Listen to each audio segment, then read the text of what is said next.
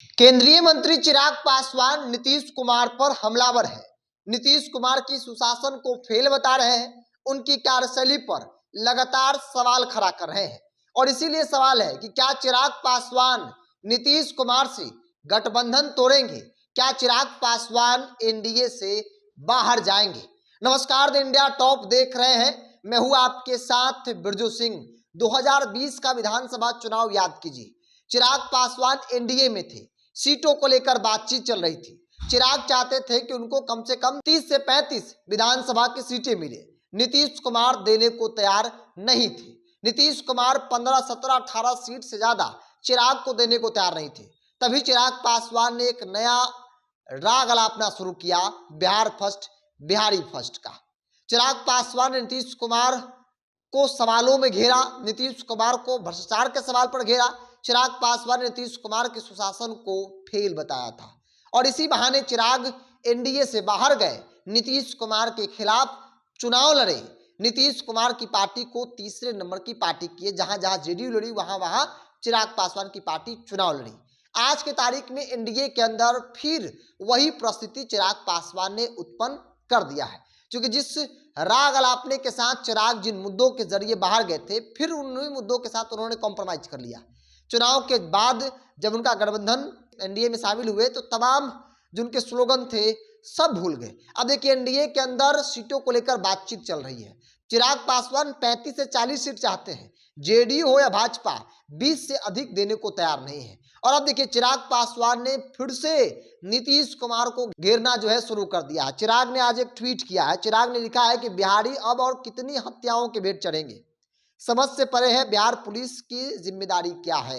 और ये उनका पहला ट्वीट, पहला कोई बयान नहीं है। चिराग पासवान पिछले एक सप्ताह में नीतीश कुमार को कानून व्यवस्था और भ्रष्टाचार के मुद्दे पर कई बार घेरा है, जबकि चिराग एनडीए में है, खुद केंद्रीय मंत्री हैं, बिहार के कई आयोगों में उनकी पार्टी के लोगों को सेट किया गया है। उसके बाद भी चिराग पासवान सवाल खड़ा कर रहे हैं। देखिए, राजनीतिक तौर पर सवाल खड़ा करना मामूली बात नहीं है। अगर यही चिराग पासवान को सीट ठीक ठाक मिल जाए, बिहार के सबसे बेहतर मुख्यमंत्री नीतीश कुमार हो जाएंगे, देश के सबसे बेहतर मुख्यमंत्री हो जाएंगे, देश का नंबर 1 कानून व्यवस्था बिहार का हो जाएगा, सब कुछ मान लेंगे। लेकिन सीट मिलेगा तब, नहीं मिलेगा, जैसे अभी नहीं मिल रहा है। चिराग राग अलापना शुरू कर दिए हैं, चिराग लगातार हमलावर। और इसीलिए चर्चा है कि क्या चिराग पासवान नीतीश कुमार से गठबंधन तोड़ेंगे? क्या चिराग पासवान एनडीए से बाहर जाकर किसी दूसरे गठबंधन में चुनाव लड़ेंगे? हालांकि वास्तविकता की बात कर ली जाए तो बिहार की कानून व्यवस्था को लेकर वाकई में सवाल है। आए दिन आपराधिक घटनाएं हो रही है।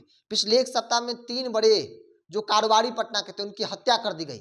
नरसंहार जैसी स्थिति उत्पन्न हो गई, नरसंहार जैसी घटना भी हो रही है, चाहे वो सिवान का हो या फिर पूर्णिया का हो।